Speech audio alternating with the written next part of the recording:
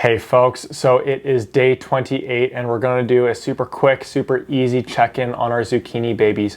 Let's take a look at it, see how it's doing, make a couple of observations, and chat through what happens over the course of the next 7 days here.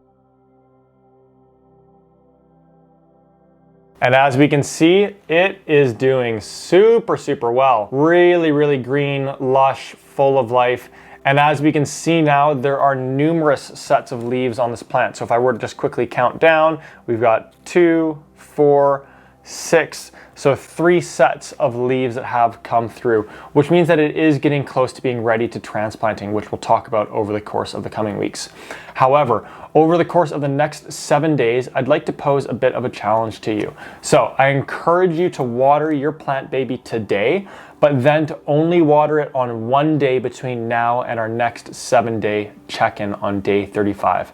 And I encourage you to do this to see how the plant responds to a little bit of stress, and what are some of the signs that we can recognize and that we can see that will allow us to know when a plant is needing water.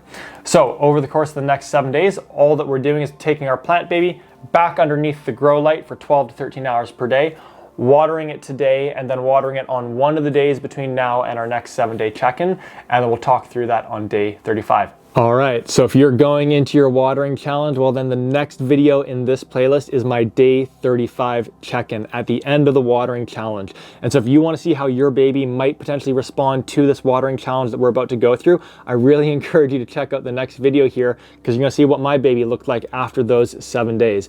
And to check out that video, all that you need to do is click on the tile right here, and that will take you over to that next video. Otherwise, that's everything that I wanted to cover off on for today. So if you do have any questions, just leave those down in the comments below. Other than that, you're doing absolutely amazing, and I can't wait to catch you on that next video. See you on day 35.